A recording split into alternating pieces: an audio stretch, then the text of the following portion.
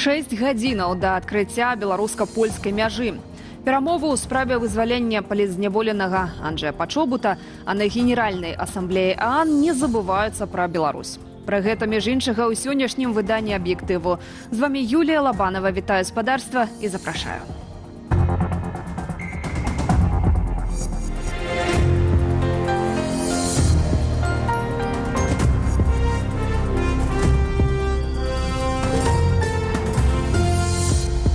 І пачынаем з самай гарачай тэмы. Да адкрыцця пераходаў на беларуска-польскай мяжы, у тым ліку для пасажырскага транспарту, застаюцца лічаныя гадзіны. Пасля польска-кітайскіх і кітайска-беларускіх перамоваў афіцыйная Варшава паведаміла пра аднаўленне працы пераходаў на мяжы з нашай дзяржавай. Тэму працягне Валера Руселік. Ужо сёння ўначы нашыя заходнія суседзі адкрываюць мяжу. Афіцыйнае пацверджанне гэткіх намераў атрымаў памежны камітэт Беларуси. В Госпогранкомитет поступило официальное уведомление пограничной стражи Республики Польша об открытии с часа ночи 25 сентября по белорусскому времени закрытых почти 2 недели назад пунктов пропуска на белорусско-польской границе. Это автодорожные Брест-Тиресполь и Козловичи-Кукурыки, а также 4 железнодорожных пункта пропуска: Гродно, Кузница, Белостокская, Берестовица, Зубки, Белостокские, Свислочь, Семеновка и Брест-Тиресполь. З 6 пераходаў, якія вось-вось будуць адкрытыя, толькі адзін для легкавікоў і пасажырскіх аўтобусаў. Вольнае перамяшчэнне беларусаў праз мяжу мае жыццёвае значэнне, бо гэта магчымасць абдымаць блізкіх, вучыцца працаваць, бачыць свабодную Еўропу на ўласныя вочы. Рэжым мусіць спыніць міграцыйныя атакі і рэпрэсіі, вызваліць і рэабілітаваць палітвязняў. Беларускае неба мусіць быць сапраўды мірным, без баявых дронаў. Аднак пра што менавіта дамовіліся Варшава і Менск, і ці дамовіліся пра нешта на агул, на гэты момант невядома. Як патлумачыў напярэдадні рашэнне адкрыць мяжу польскі прэм'ер-міністр Дональд Туск, заканчэнне беларуска-расійскіх вучэнняў Захад-2025 зніжае ўзровень пагрозы. Польша зараз зрабіла нейкі крок насустрач і, пэўна, згодна з непублічнымі дамоўленасцямі, дасягнутымі праз Кітай, далей Лукашенко зробіць таксама крокі насустрач. Гэта і відавочна вызваленне вязняў патрэбнае, Пачобут, польскі манах, якога за шпіёна выдаюць, зрэшты, не толькі яны. І, канешне, так, спыненне міграцыйнага штучнага крызісу на мяжы, які, дарэчы, ўжо спыняецца на літоўскай мяжы, таксама вось там 0 атакаў было недавно зафіксавана. Гэта таксама каларытна. Але тут, канешне, пытанне, ці ёсць такія дамоўленасці, у чым яны палягаюць і ці выканае іх Лукашенко. Тым часам улады Польшчы папярэдзілі, што ў выпадку, калі напружанасць у рэгіёне зноўку падвысіцца, яны не будуць вагацца ці выкарыстаць яшчэ раз свой памежны козыр. Валер Руселік, Белсат. Аўтобусныя пасажырскія зносіны паміж Беларусю і Польшчай адновяцца сёння апоўначы. Як будуць выглядаць рэйсы пасля амаль 2-тыднёвага перапынку? Чакаць зменаў ці ўсё застанецца па-старому? Падрабязней Аліна Скрабунова. Першыя пасажырскія аўтобусы праедуць беларуска-польскую мяжу ўжо сёння ўначы. Сваімі ўражаннямі ад адкрыцця мяжы пасажыры дзяліліся ў адмысловых тэлеграм-чатах. Адкрыюць, буду святкаваць тыдзень. Спадзяюся, што адкрыюць Кузніцу, там і праходнасць большая. Літва і Латвія ўздыхнуць з палёгкай. Добра было паведаць, колькі машынаў збярэцца ў чаргу. Для пасажырскіх зносінаў вярнулі толькі адзін пераход – Берасце-Тиресполь, як і было да закрыцця польскай мяжы. А чэргі на ім і сапраўды сабраліся яшчэ да фармальнага адкрыцця. Як сведчыць сайт Белмыт-сервісу, станам на 16:00 у жывой чарзе ў зоне чакання былі 3147 легкавікоў і 42 аўтобусы. Большасць аўтобусных перавознікаў на гэты момант аднавіла наўпроставыя рэйсы з Менску, Берасці і Горадні ў Варшаву і іншыя польскія гарады. Прычым у дзень яшчэ можна было знайсці квіткі нават на сёння. Сярэдні кошт на квіток Менск-Варшава вагаецца ў межах 150 рублёў, але бывае і 400-500 рублёў за праезд у адзін бок. З фірмаў перавознікаў мы змаглі дазваніцца на гарачы нумар Экалайнзу. На данный момент билеты покупаются, но у нас еще открыты только один рейс в Варшаву и один рейс из Варшавы. Не все, как раньше были. В дальнейшем еще будут добавляться, но пока еще билеты есть. На данный момент 385 рублей стоит билет. Половина автобусов точно еще свободны на ближайшие дни, которые смотреть. Беларускія мытнікі абяцалі пачаць афармленне аўтатранспарту на мяжы ў Берасці яшчэ да адкрыцця пераходу ў Трэспалі. То бок першыя пасажыры пераедуць беларускую мяжу да поўначы. Аліна Скрыбунова, Белсат. Вяду перамовы пра вызваленне пачобута як з беларускімі, так і з польскім бокам. Кіраўніцтва Саюзу палякаў у Беларусі Анжеліка Борыс распавяла польскаму выданню «Жэчпасполіта» падрабязнасці пра сустрэчу са зняволеным журналістам Анджэем Пачобутам у наваполацкай калоніі.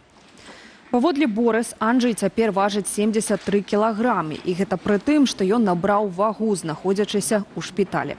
Адчувае ён сябе псіхалагічна добра, атрымлівае неабходныя лекі. Падчас размовы, якая працягвалася больш за 1,5 гадзіны, Пачобут цікавіўся сям'ёй, сябрамі і дзейнасцю Саюзу палякаў. Журналіст перадаў, што давярае сваё жыццё Богу і просіць сям'ю не хвалявацца. Борыс кажа, што звярнулася з просьбай аб вызваленні палітвязня Анджэя Пачобута да Лукашэнкі.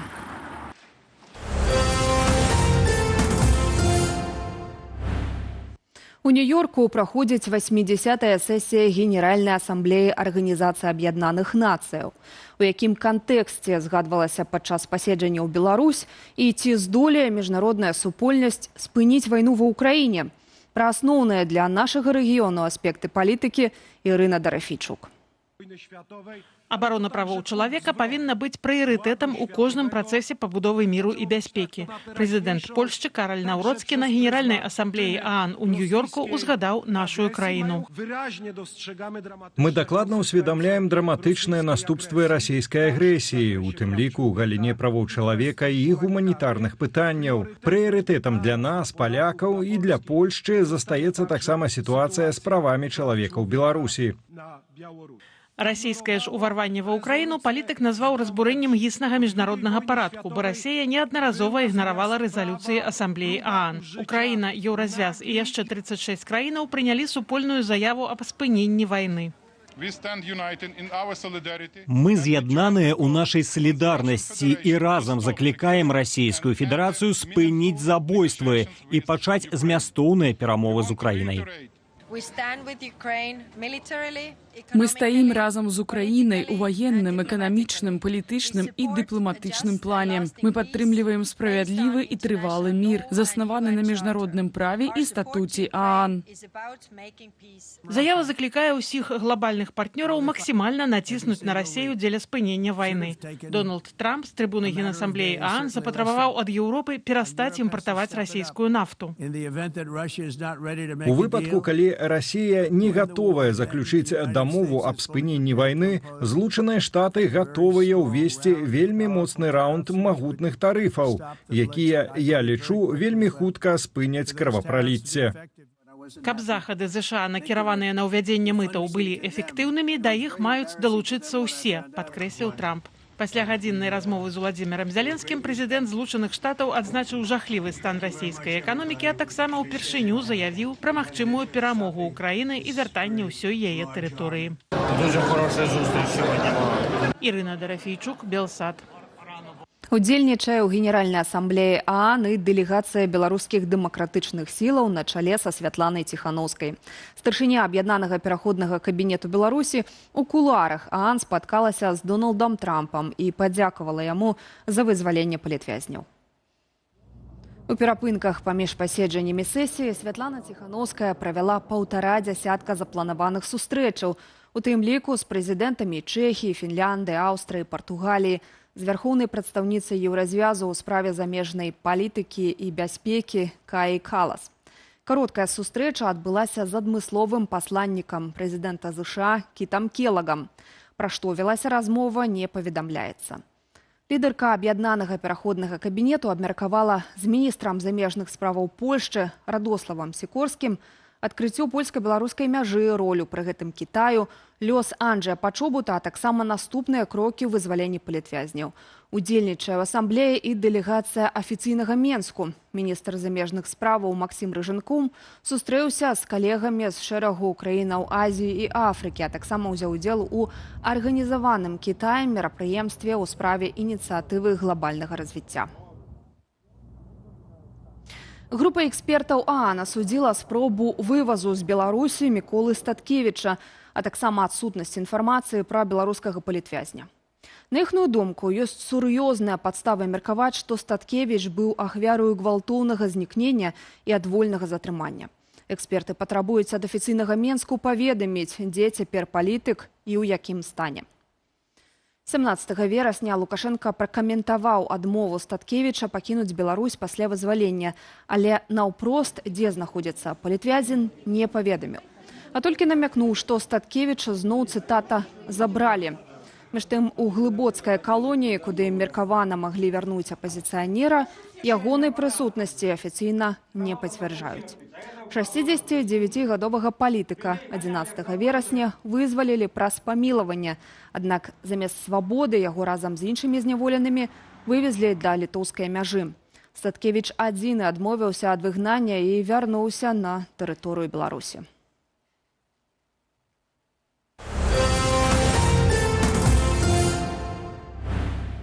У таксоўца Уладзіміра Надзейкі, якога затрымалі ў Беластоку польскія спецслужбы па падазрэнню ў шпіянажы, знайшлі спіс беларусаў, якія маюць прытулак у гэтай краіне.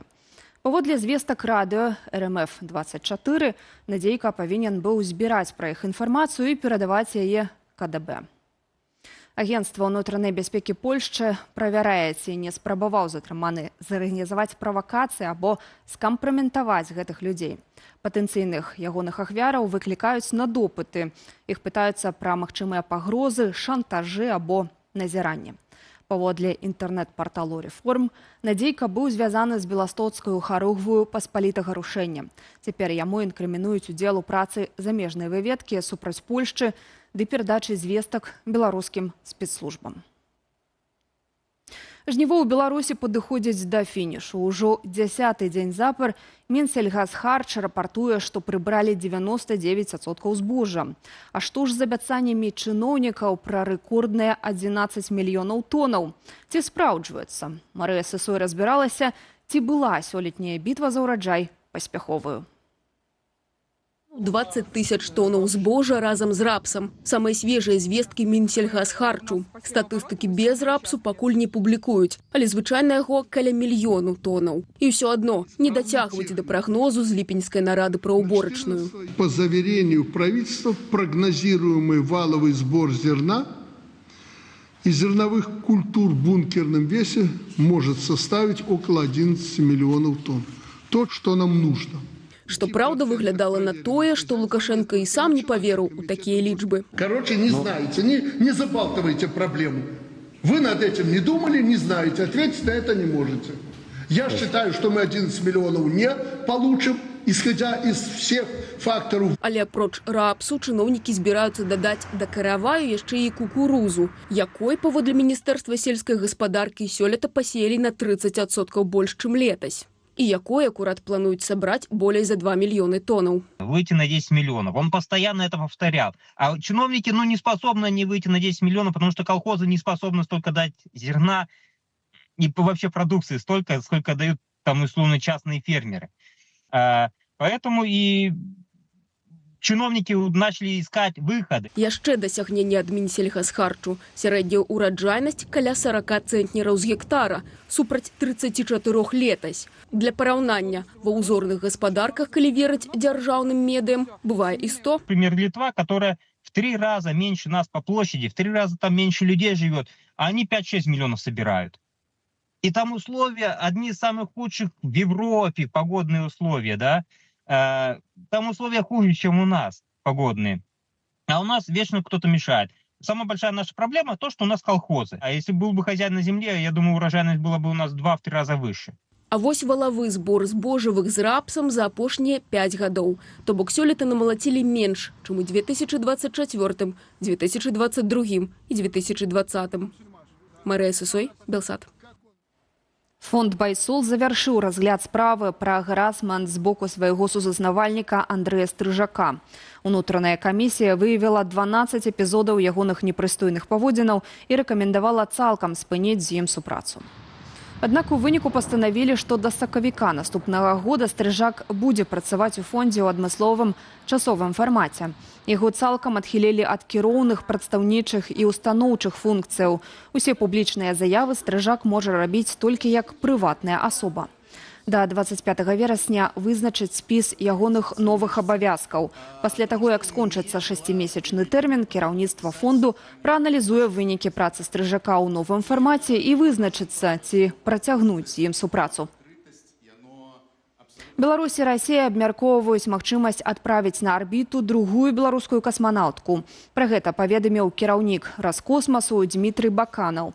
Ён зазначыў, што бакі зацікаўленыя ў рэалізацыі гэтага праекту і, цытата, разглядаюць яго як частку саюзных праграмаў у космасе. Паводле Баканава гаворка пра 30гадовую Настасю Лянкову. Яна працуе хірургам у Менскім дзіцячым рэспубліканскім навукова-практычным цэнтры. Настася ўжо праходзіла падрыхтоўку да палёту ў космас і была дублёркаю першай беларускай касманаўткі Марыны Васілеўскай. Летась Васілеўская зрабілася першаю жанчынай з Беларусі, якая пабывала на міжнароднай касмічнай станцыі. Але шмат якія эксперты раскрытыкавалі палёт. Яго сімвалічны характар і кароткі час знаходжання на арбіце прывялі да таго, што Васілеўскую назвалі турысткай у космасе. Журавы ляцяць, але не на Палесе, як у песні, а на поўдзень. Прапаную паглядзець відэа сацыяльных сетак, а на ім, уласна, развітанне гэтых птушак з Беларусі перад адлётам у вырай без каментара.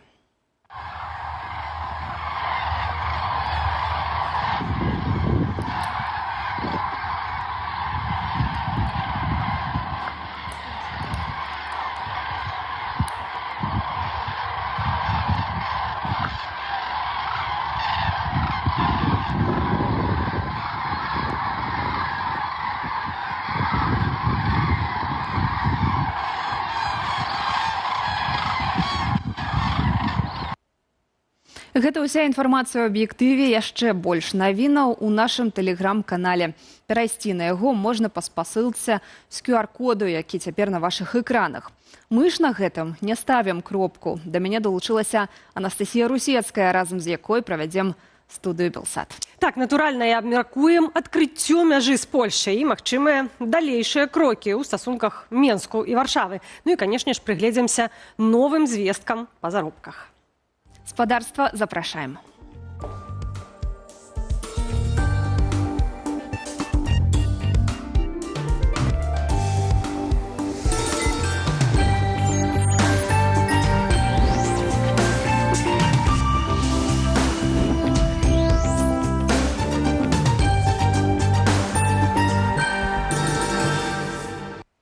Спадарства, пачынаем студыю Белсат. Анастасія Русецкая і Юлія Лабанова працуюць сёння для вас. І пад нашай трансляцыяй у Ютубе вы можете знайсці апытанне ананімнае, таму бяспечнае. Сёння мы цікавімся ў вас, якія чаканні адносна эканамічнай сітуацыі ў краіне.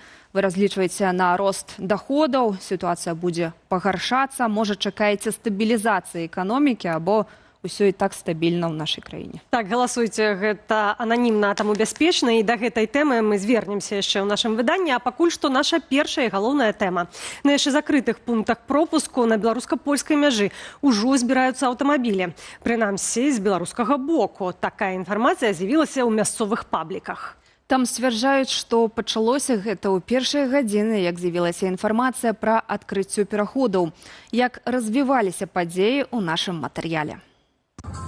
Беларускі дзяржаўны памежны камітэт паведаміў у сваім тэлеграм-канале, што пачне рэгістрацыю аўтаў на выезд на беларуска-польскай мяжы сёння о 23 гадзіне, то бок за 2 гадзіны да афіцыйнага адкрыцця мяжы з боку Польшчы. Таксама ведомства ўзмацніла дзяжурныя змены для больш аператыўнага афармлення аўтамабільнага і чыгуначнага транспарту. Это автодорожные Брест-Тиресполь и Козловичи-Кукурыки, а также 4 железнодорожных пункта пропуска: Гродно, Кузница, Белостокская, Берестовица, Зубки, Белостокские, Свіслач-Семеновка і Брест-Тиресполь. Пра адкрыццё мяжы польскі прэм'ер-міністр Дональд Туск паведаміў у аўторак 23 верасня. Заява прагучала на наступны дзень пасля візіту ў Менск аднаго з кіраўнікоў кампартыі Кітаю. Лі Сі ў панядзелак сустрэўся з Лукашэнкам. Той абвінаваціў польскія ўлады ў дзеяннях супраць Кітаю, а пасля запрасіў кітайскага госця абмеркаваць тэму на закрытай сустрэчы.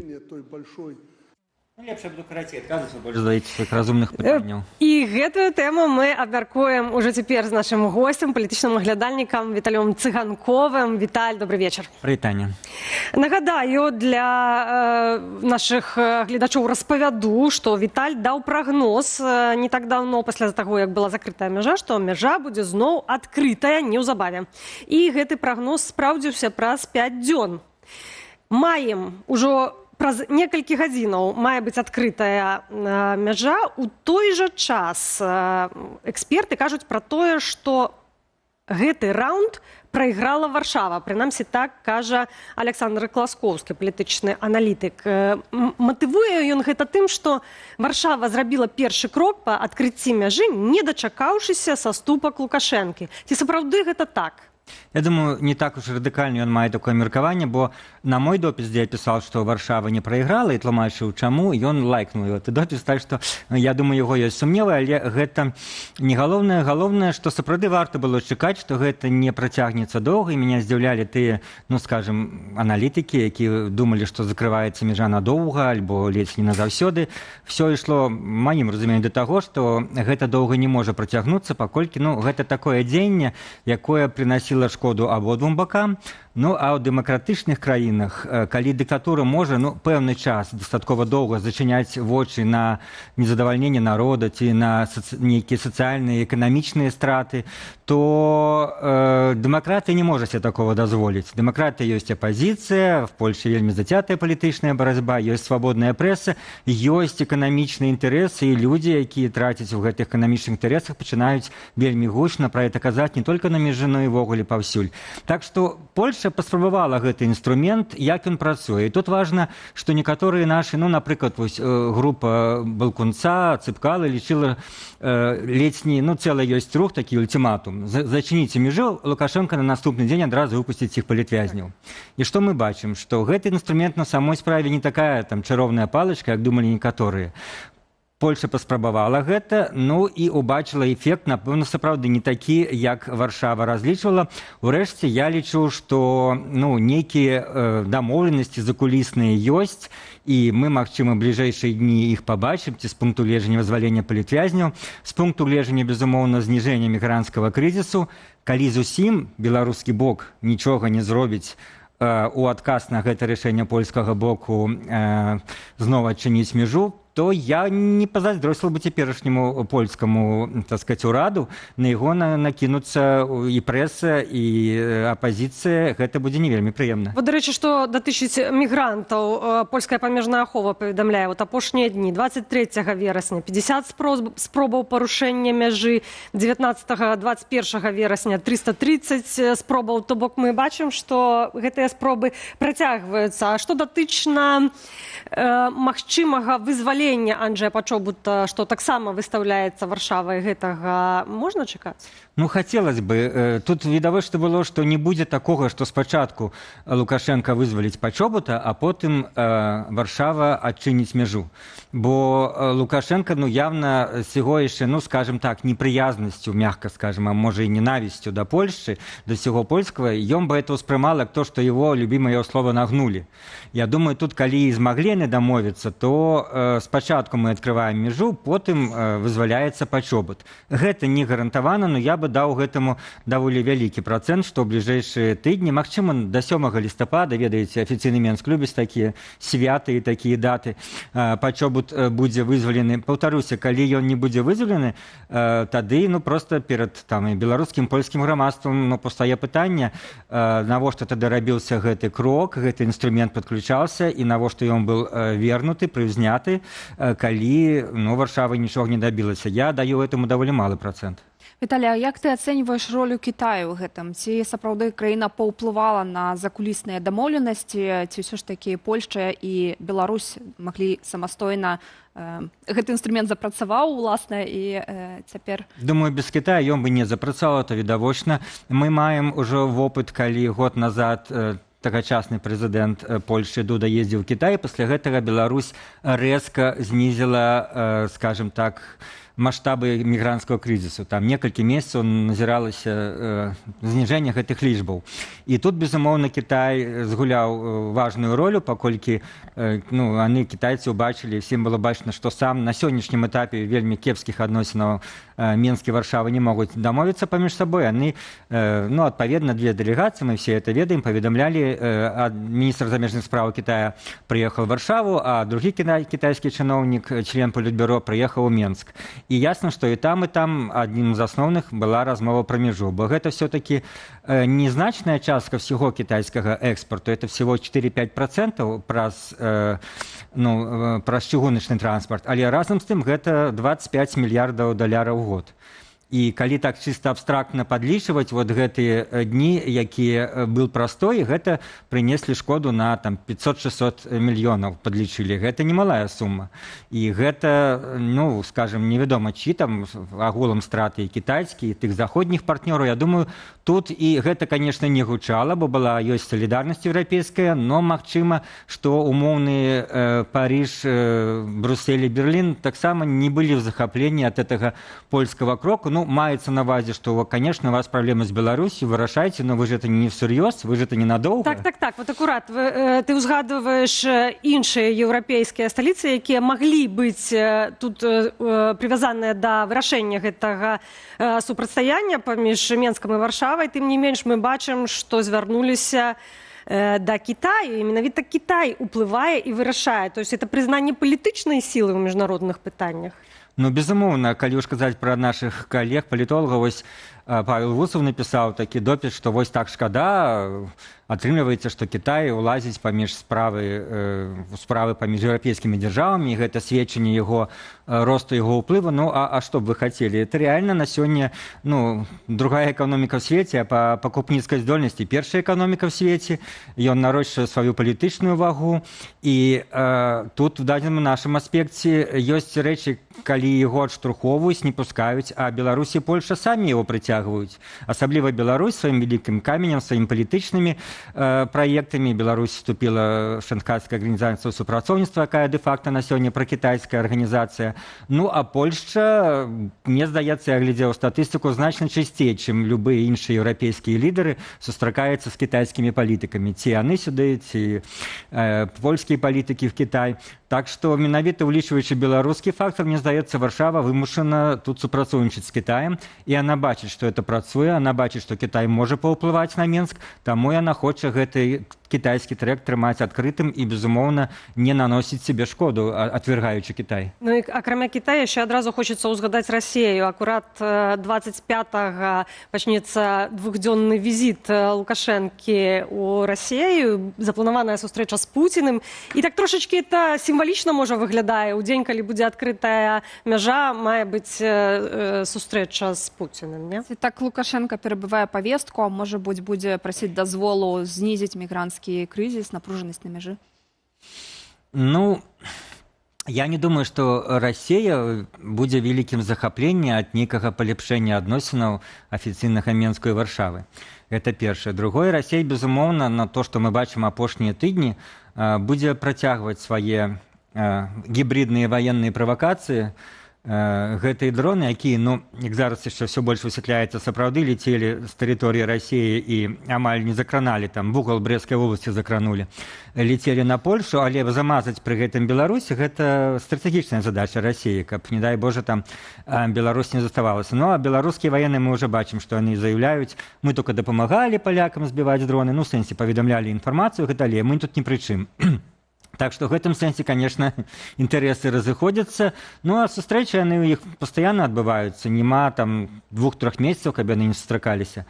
По 8-10 разоў на год, так што гэта сустрэча, мне здаецца, запланаваная. Так, акурат, там будзе глобальны атамны форум, і гэта не тая сустрэча, калі адмыслова Лукашенко летіць на сустрэчу з Пуцінам. Яна не то, што там надзвычайная. Так, што яшчэ датычна стасункаў Варшавы і Менску? Ці мы можам чакаць, што акрамя тых вот зачыненых амаль 2 тыдні таму пераходаў будуць адчыненыя ўсе. То бок мы вернемся яшчэ да ковіднай сітуацыі, калі будзе і спалучэнне чыгуначнае, пасажырскае, то бок будуць унармаваныя яшчэ больш стасункі. Ці гэта магчыма? На мою думку, вельмі малаверагодна, няма ніякіх для этого падстаў. Тут есть пытанне с одним пераходам. Калі памятаеце, все афіцыйныя асобы Польшчы заявлялі, што як вызваляецца пачобут, то мы открываем той пераход. Бобровники, здаецца, так, не памыляюся, Бобровники. І цяпер пастае пытанне, вызвалення пачобута, калі яно адбудзецца, яно будзе залічана як адказ на тое, што мяжа была зачынена, а зараз адчынена, ці все-таки гэтае слово пра пераход Бобровниках на пачобута, яно застаецца. Але, падставу для нейкага, скажем, кардынальнага палепшэння беларуска-польскіх адносінаў не відаць, няма ніякіх. Канешне, зараз, калі ёсць беларуска-амерыканскі трэк, трэк афіцыйнага Менска з Трампам вакол закладнікаў і зняцця санкцыяў, палякі хацелі бы натуральна не ўпусціць гэты момант і, магчыма, наладзіць пры гэтым нейкі, можа быць, пераважна закулісны, такі не вельмі публічны беларуска-польскі трэк. Бо ёсць менавіта гэтыя пытанні, пра якія мы казалі, і мігрантскага крызіса, і правакацыяў, і памежнага, скажем так, кантролю над нейкімі такімі рэчамі. І плюс, все-таки Лукашенко рэальна, як яго не раз, скажем так, ён выкідае гэта, апошняя рэпліка, калі ён казаў, што Польша это зрабіла, бо за імі стаіць, як там вырысился, нейкі коннік, маецца на ўвазе, што ЗША за імі стаіць. Ён сказаў, што Польша з'яўляецца канём скакуном. Такое. І, колькі я чытаў в польскай, так сказать, прэсе польскіх аналітыкаў, яны все, не кабурыліся асабліва гэтай фразай, бо Варшава тут яны заяўляюць, прымае рашэнне самастойна, сапраўды тут ніякага асабліва амерыканскага інтарэса не відаць, каб па такіх дробязях Амерыка дёргала Кітай, это не тое. Это, безумоўна, было самастойнае рашэнне Варшавы, але Лукашенко-то ён не толькі там паводле запісак нейкіх там аналітыкаў, якія на яго працуюць, а сам па сябе ён, безумоўна, лічыць, што там і вся Европа, і Польша, яны нейкія калоніі там ЗША і выконваюць толькі іхнюю ролю. І ў гэтым сэнсе, калі Варшава там пераступіць пра сябе і будзе спрабаваць наладзіць нейкі, дыялог это надта шырокае слово, но нейкі пачатак нейкіх дамоўленасцей асцярожных, то Лукашенко, магчыма, будзе ўспрымаць это як заданне штатаў і, добра, я адгукнусь на это, думаючы, што гэта зноў-такі прывядзе яго да нейкіх лепшых адносінаў з ЗША і з Трампам. І тут таксама, маленькая надзея. Але тут таксама трэба памятаць пра тое, што Караль Наўроцкі, прэзідэнт Польшчы, ізноў жа на Генасамблеі згадвае Беларусі, кажа пра тое, што падтрымка дэмакратыі ў Беларусі гэта прыярытэт для Польшчы. Дзякуй за гэтую размову. Палітычны аглядальнік Віталь Цыганкоў быў нашым госцем.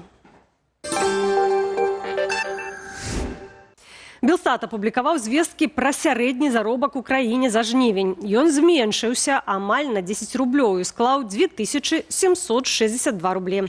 Пры гэтым інфляцыя працягвае разганяцца. Незалежныя эксперты сцвярджаюць, што такія заробкі ненармальныя для стану эканомікі. Цяпер з імі згаджаюцца нават самі ўлады. Улады Беларусі прызналі залежнасць высокай інфляцыі ў краіне ад росту даходаў насельніцтва. Прынамсі, пра гэта прэм'ер-міністр Александр Турчин распавёў у эфіры дзяржаўнага каналу «Первый информационный». 2 года подряд у нас рост реальной заработной платы. Прошлый год 10%, в этом году 10%. Значит, в номинале это еще значительно больше. Поэтому это не может не влиять на себестоимость продукции, и, соответственно, на уровень цен. Са словаў Турчына, сёння заробкі складаюць каля чвэрці сабекошту тавараў, што вырабляюць беларускія прадпрыемствы. Таксама, паводле кіраўніка ўраду, на рост коштаў уплываюць вонкавыя фактары. Ён назваў гэта імпартаванай інфляцыяй. Прадукты і тавары даражэюць па ўсім свеце, што, адпаведна, выклікае іх падаражэнне ў Беларусі. У сельскай гаспадарцы інфляцыю разганяе неўраджайны год. Да прыкладу, яблыкаў сёлета сабралі ўдвая менш, чым летась. Адсюль і кошты, што шакуюць айчынных пакупнікоў. І ўжо цяпер з намі у студыі з'явіўся Александр Кнырович, прадпрымальнік, блогер, вядоўца праграмы «Атмасфера» на нашым тэлеканале. Добрый вечар. Вітаем вас. Добрый вечар. Пачнем з заробка. паведамілі, што намінальны налічаны сярэдні заробак, то бок той, які яшчэ да падаткаў, зменшыўся на 9, амаль на 10 рублёў. Пры гэтым традыцыйна мы не маем тлумачэння, у чым прычына. З аднаго боку бачым, што падзенне хіба і незначнае, што такое 10 рублёў, з іншага боку мы бачым, што это падзенне першае ад студзеня. Ну, то ўсё ж такі, у чым прычына і як далей?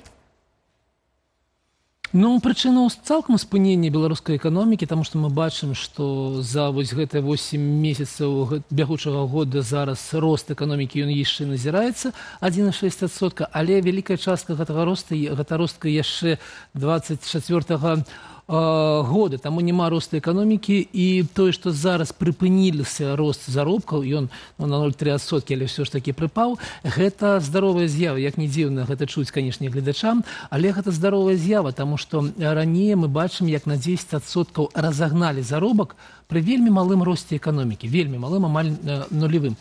І, канешне, гэты рост, які быў ненатуральны, павінен быў выклікаць інфляцыю. Мы назіралі вялікую інфляцыю ў Беларусі, по прадуктах харчавання амаль 10%, і таму зараз тое, што спыняецца заробак, гэта здарова, і гэта тое, аб чым казаў і Турчын, калі казаў пра нейкі баланс у эканомікі.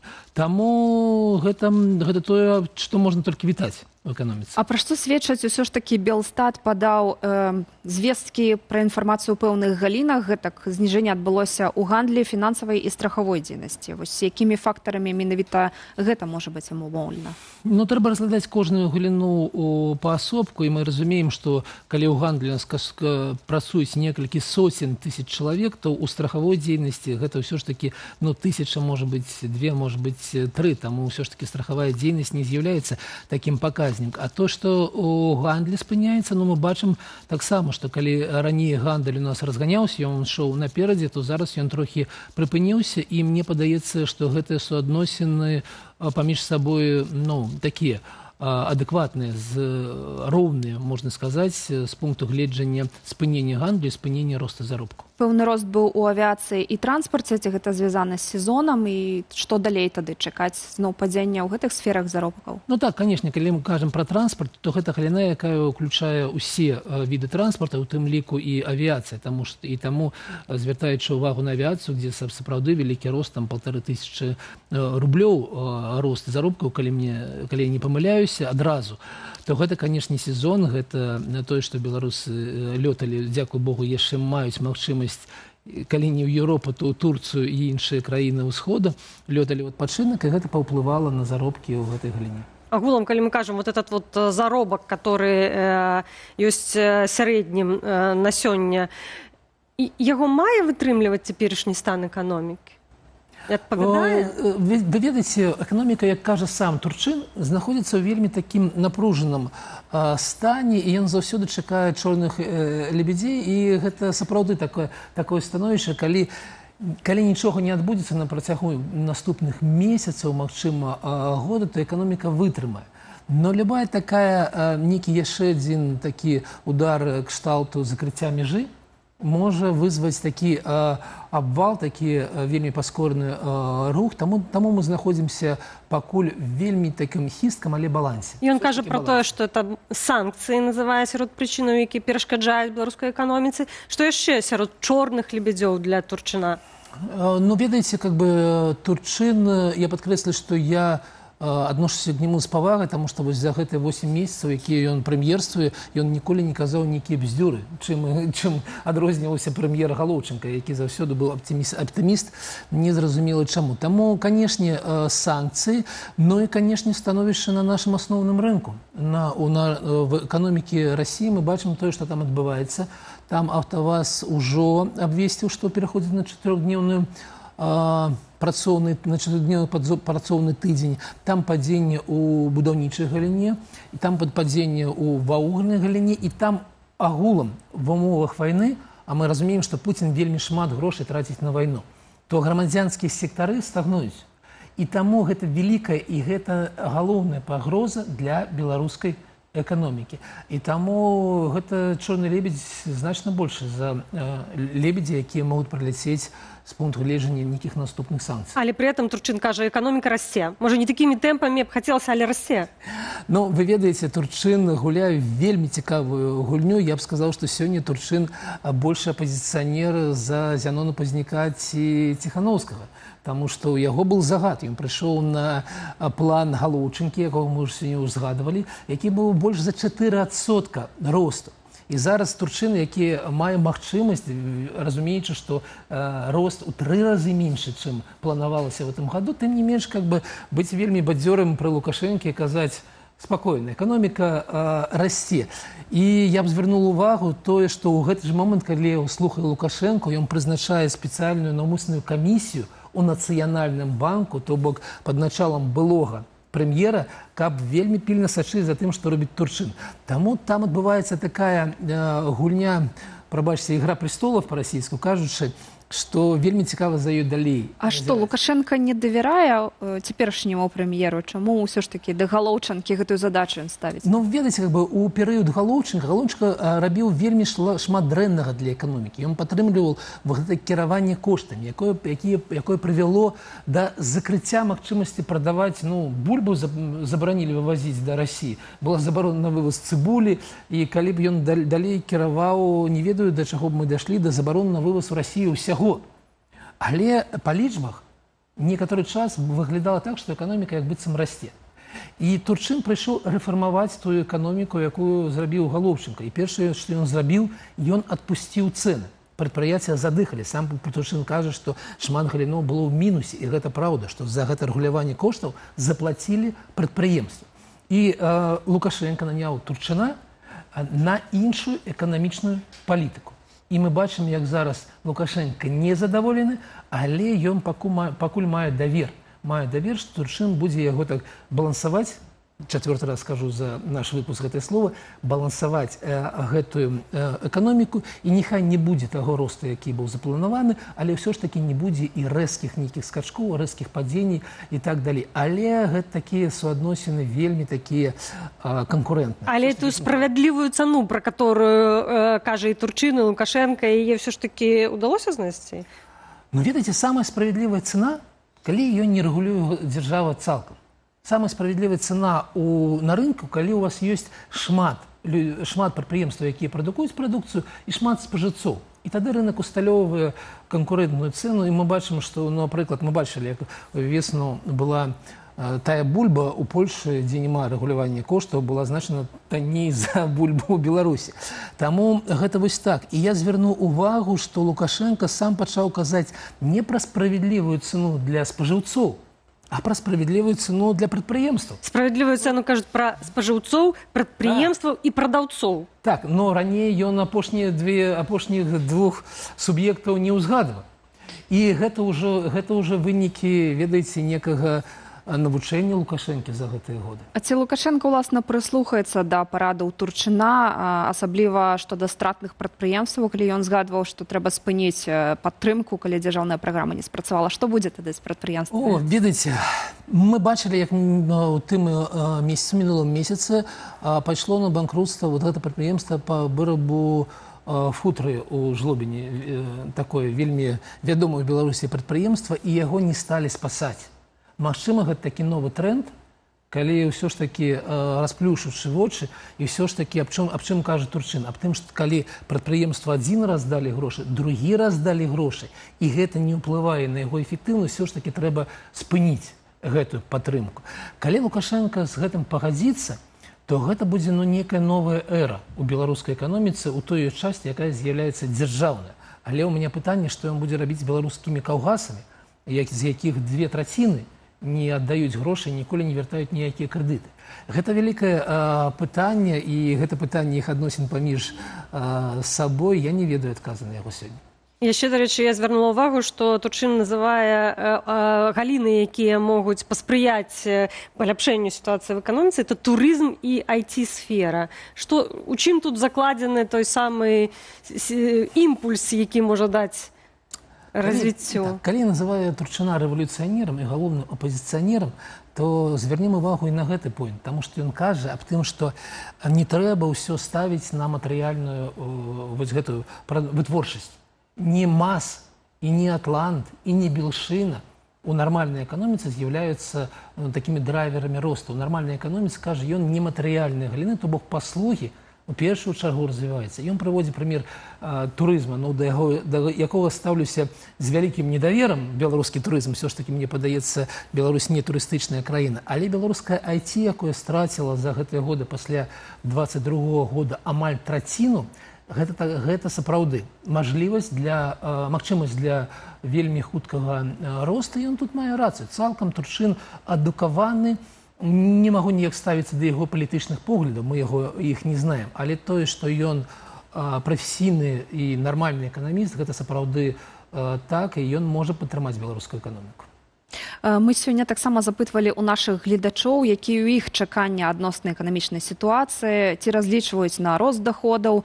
За гэта выказалася 10%. Ці сітуацыя будзе пагарчацца? Большасць, уласна, зазначыла гэты варыянт 67%. Чакаю стабілізацыю эканомікі 9%, і ўсё і так стабільна 14% нашых гледачоў прагаласавала так. А на ваш погляд, якія тэндэнцыі паўплываюць на беларускую эканоміку, што будзе, чаго чакаць? Вот усё стабільна 16%, я думала, будзе менш. Ну, а я бы чакаў больш. Ведаеце, беларуская эканоміка, канешне, калі не ўлічваць санкцыі пасля 20-го і асабліва пасля 22-го года, яна, ведаеце, такі гапак на балоце танчыла. Таму што нармальны рост эканомікі, калі ей не кіраваць, гэта 3%. У нас быў рост заўсёды 1%. То бок гэта быў такой вельмі, іншыя краіны уходзілі далёка за гарызонт, а мы такі стаялі на месцы. Канешне, 20 год, 22 год і санкцыі, і вайна вельмі паўплывала на яе. Зараз мы знайшлі нейкі хісткі баланс, як мы казалі сёння. І калі у эканомікі Расіі не будзе рэзкага крызіса, то я бы прагназаваў тое, што мы будзем знаходзіцца ў тым самым становішчы, за якім знаходзіліся у 15, 18, 19 годзе, калі мы стаім на месцы, нічога не адбываецца вельмі дрэннага ў вачах нашых спажыўцоў, гледачэй, але іншыя краіны, Літва, Польша, у якіх нармальны эканамічны рост каля 3%, яны далей уходзяць за гарызонт. Таму мы будзем выглядаць вельмі дрэнна ў параўнанні, але не будзе ніякіх такіх крызісаў кшталту пачатку 90-х ці 2008 года. Дзякуй за гэтую размову. Прадпрымальнік, блогер, вядоўца праграмы «Атмасфера» Александр Клінарович быў нашым госцем. Дзякуем. А цяпер прыгледзімся да жыцця рэгіёнаў. Гэтую рубрыку мы рыхтуем разам з выданнем БГ Медыа. Пакуль высокія чыноўнікі скардзяцца на дэфіцыт кадраў у краіне і патрабуюць лепш ставіцца да работнікаў, некаторыя кіраўнікі дзяржаўных прадпрыемстваў больш сканцэнтраваныя на выкананні іншых задачаў. Да прыкладу, дырэктар спецаўтабазы ў Віцебску пайшоў на канфлікт са сваімі падначаленымі. Ён значна урэзаў ім заробкі, а сродкі пусціў на усталяванне камераў назірання. Пры гэтым у каментарах беларусы раскрытыкавалі дырэктара спецаўтабазы і параілі звярнуцца ў пракуратуру і пытаюцца, ці зменшыў дырэктар і свой заробак. Іншыя далучыліся і паскардзіліся на тыя ж праблемы. Заробкі ўразаюць за самыя дробныя парушэнні, але камеры ставяць. Вось толькі ці будзе пракуратура ў гэтым разбірацца, бо усталёўванне сістэмаў відэаназірання праводзяць мэтанакіравана на патрабаванне сілавых ведамстваў па ўсёй краіне. Улады хочуць зрабіць Беларусь новым усесветным турыстычным цэнтрам. Прынамсі, гэта вынікае з праграмы сацыяльна-эканамічнага развіцця на наступныя 5 гадоў. Там прапісалі мэту давесці долю турызму ў эканоміцы з цяперашніх 2 до 4%. Але пытанне, ці гатовая краіна да наплыву турыстаў? Нашыя калегі з выдання БГ Медыа знайшлі на прасторах тык-току аповед наведвальніка Берасцейскай крэпасці пра тое, як выглядае самы базавы сервіс для гасцей. Туалет Брестского ДЭП. Все туалеты закрыты, кабинки закрыты, все закрыто. Никого в кабинках нет. Никого нет. Все кабинки закрыты. Вот так хитрят и мудрят уборщица Кубрийского ДЭП. туалета, который расположен у входа в Брестскую крепость Герой. Только одни писсуары. Люди едут с дальних стран, дорог по 1000 километров, и куда им сходить туалет, когда все закрыто. Все закрыто. Цікава, што каментары пад відэа падзяліліся. Адныя ўзрушаныя такім стаўленнем да турыстаў і прапануюць нават правучыць прыбіральніц. Іншыя здзіўляюцца і пішуць, што не заўважылі такой праблемы. Знайшліся таксама і тыя, хто ведае, чаму кабінкі зачыненыя. Маўляў, працаўніцы прадпрыемства, што адказвае за прыбіральні на тэрыторыі комплексу, распавялі, што прычына самыя турысты. Маўляў, пакідаюць пасля сябе шмат бруду. Лельчыцкі сацыяльна-педагагічны цэнтр, дзе утрымліваюць дзяцей, якіх часова забралі ад бацькоў, вядзе даволі дзіўны тык-ток. Выданне БГ Медыа заўважыла відэа, у якім паказана, як выхавальніца Наталя Будзько вядзе дзяцей у царкву і прымушае іх хрысціцца і цалаваць іконы. Аднаго хлопчыка, які не хацеў гэтага рабіць, працаўніца цэнтру бярэ за галаву і нахіляе да іконы сілаю.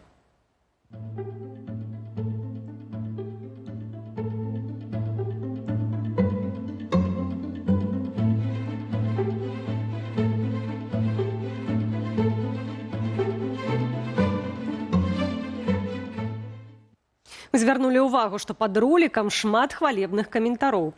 Вось толькі карыстальнікі забываюцца, што ў кадры дзеці з прытулку іхных бацькоў не пазбавілі правоў. А значыць, выхавальніца не ёсць законным прадстаўніком дзяцей. Абавязак педагога глядзець за дысцыплінай, бяспекай і развіццём, а не навязваць у тым ліку і веру. Дарэчы, гэта не адзінае спрэчнае відэа ад лельчыцкага цэнтру. У іншым выхавальніца спявае з дзецьмі караоке. Выбар рэпертуару здзіўляе. Хлопчыкі ад 6 да 10 гадоў выконваюць хіты Надзеі Кадышавай. У нядзелю на беразе Віслы ў Варшаве пройдзе оўпэн-эйр для палітвязняў і іхных сяброў. У праграме заяўленыя Юрый Стыльскі, Сергей Башлыкевіч, Алесь Дзянісаў ды іншыя артысты. Падзея адкрытая, але вітаюцца данаты. Грошы пойдуць на праекты ініцыятывы «Даволі» для падтрымання былых палітвязняў. Падрабязней пра фэст і яго мэты пагаворым з журналісткай і сувядоўцай оўпэн-эйру Марынай Савіцкай. Марына, добры вечар. Вітаю. Спачатку назва. Патлумачце нам, яна даволі складаная. Мы бачым краткі 67, вольны дзень. Што значыць гэтыя назва, гэтыя абазначэнні, гэтыя лічбы?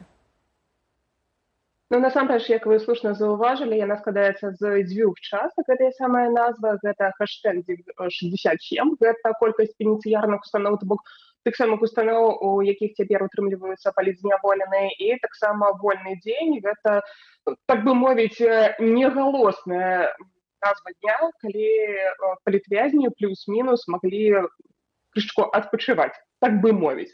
І мы наогул спадзяемся на тое, што будзе адбывацца наогул у нас на фестывалі, дазволіць тым палітзняволеным, якія ўжо выйшлі за кратаў, адчуць сябе больш-менш вольнымі, больш-менш упэўнена. І вось тое, што жыццё ўсё ж такі яно працягваецца. Менавіта дзеля гэтага і у нас на імпрэзе прадстаўленыя палітзняволеныя, якія робяць шмат што. Ну, па-першае, яны заяўленыя і як музыкі. Гэта Анатолій Хіневіч і Сергей Дылевеля. Тыя людзі, якія ўжо выйшлі за кратаў, але тым не менш займаюцца музыкай. А да ўсяго іншага дапамагаць у якасці валанцёраў і тэхнічных супрацоўнікаў будуць зноў жа такія палітзняволеныя. Ну і таксама ёсць гонар наконт ежы, тому што у нас, акрамя таго, што прыгажосць будзе на сцэне разгортвацца, да ўсяго іншага будзе яшчэ і вялікія фудкорты, дзе можна будзе і веганскія стравы пакаштаваць, шашлычкі, плоў, і ўсё гэта таксама зробленае рукамі менавіта палітзняволеных. Ну і, канешне, гэта амаль што ўжо візітоўная картка Беларускай асацыяцыі палітвязняў «Даволі» дранікі, тому што ледзь не на кожнай імпрэзе, на якой прадстаўленая менавіта гэтая асацыяцыя, якая часта далучаецца і да суправядзення Дня волі, 9 жніўня і гэтак далей, амаль паўсюль можна сустрэць гэтыя самыя дранікі. Гэты фэст паўстаў менавіта цяпер як адказ на нядаўна вызваленых палітвязняў, або вы разлічвалі таксама на тых, хто жыве ўжо ў працяглы час у Польшчы, усцяж мае праблемы, іх сем'і. Калі так, то, можа быць, вы ведаеце, якія першыя неабходнасці, з чым сутыкаюцца, з якімі праблемамі гэтыя людзі, і, уласна, як такім чынам можна дапамагчы ім? Па-першае, так, сапраўды, гэты фэст, ён мае невялічкую гісторыю, таму што сустрэча на Вісле не галосна, але не ў якасці, ведаеце, афіцыйнага мерапрыемства, але як сустрэчы палітзняволеных, яны з'явіліся досыць даўно ўжо, там, прыкладна, 21-23 год, усё гэта дзякуючы нашым беларускім дударам. Але цяпер мы ўжо перайшлі крышку на іншы ўзровень. Вось у мінулым годзе мы правялі Open Air, які называўся «Палітвязні на Вісле». Гэтым годам мы крышку змянілі назву, адаптавалі яе, і больш за тое сам фэст пашырылі, тому што гэтым годам запрашылі яшчэ і палякаў. Ну і разам з тым гэтая гісторыя працягваецца. Для мяне асабіста вельмі радасна тое, што палітзняволеныя працягваюць традыцыю збірацца, і не толькі на гэтых фестывалях, але ж яшчэ і ў звычайны час. Але мы ўсе добра разумеем, што надыходзіць час халадоў, маразоў, і збірацца будзе складаней, таму я запрашаю ўсе ж такі ўсіх 27 верасня ў суботу сустрэцца, падтрымаць, тым больш, што і заданаціць палітзняволеным таксама можна будзе. Хочаце наяўнымі донатаў. Вот цікава, значит, узгадваеце, што это будзе на беразе Віслы 27 верасня. Я дадам, што это о 16 гадзіне. Усё пачнецца. Так, і уваход вольны, але вітаецца донат ад 50 злотых. Тут паўстае пытанне, а калі чалавек гатовы менш заданаціць, то гэта можна зрабіць? Ну і, канешне ж, куды накіраваныя будуць гэтыя донаты? Конечно, можна будзе і наогул, калі вы разумееце, што фінансавая сітуацыя у вас вельмі складаная, прыходзьце проста так, мы будзем вам вельмі рады. У першую чаргу, канешне, мы запрашаем палітзняволеных, які ўжо вызваліліся, натуральна, што які знаходзяцца ў Варшаве, но і разам з тым. Куды будуць накіраваныя? Будуць накіраваныя на праекты, а іх шмат у Беларускай асацыяцыі палітвязняў даволі, таму што гэта і момант адаптацыі, гэта момант і рэлакацыі. Насамрэч, даволі робіць шмат для таго, каб палітзняволеныя адчувалі сябе добра. Я таке адзінае, што дазволю сабе падкрэсліць той момант, што ў нас у гэтым годзе вельмі выбітны лайнап. Да нас далучаюцца Сергей Башлыкевіч, Гатэлій Бонік, Юр Стыльскі, дай дарогу, Алесь Дзянісаў, прадстаўнікі гурта Дзецюкі, шматлікія іншыя. І вось гэтыя гучныя імёны паказваюць нам тое, што нават гэтыя зорныя беларускія артысты не застаюцца ў баку, а падтрымліваюць добрыя справы. Ці, уласна, было лёгка дамовіцца з зорнымі артыстамі, каб яны сыгралі такі дабрачынны канцэрт, як вы збіралі выступоўцаў?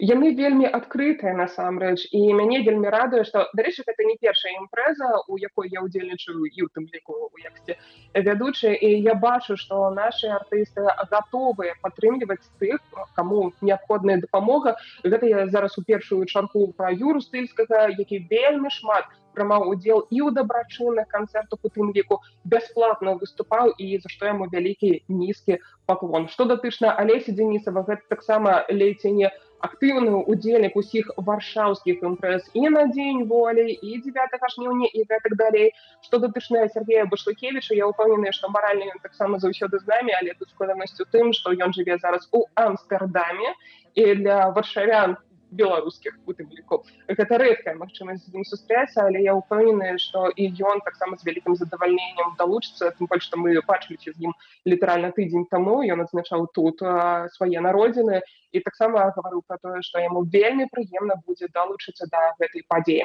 Ну і таксама разам з намі будуць Алесь Яшчанка, Сяржук Чарняк, Уля Паўловіч Атэста, якая таксама вельмі актыўна далучаецца да падзей, Уладзь Бернат, гэта удзельнік гурта Дзецюкі, Шупак і Коцур, гэта польскія прадстаўнікі. Такім чынам, вось агульнымі намаганнямі я ўпэўненая, што мы зможам і палітвязняў падтрымаць, ну і сабе зрабіць прыемны дзень, вольны дзень у тым ліку. Я ж дадам толькі, што будуць не толькі зорныя выступоўцы, але і зорныя вядоўцы. Сувядоўцам Марыны будзе акцёр Ігор Сігоў. Дзякуй за гэтую размову. Марына Савецкая, вядоўца Open Air для палітвязняў і іхных сяброў, які адбудзецца ў Варшаве 27 верасня на беразе Віслы.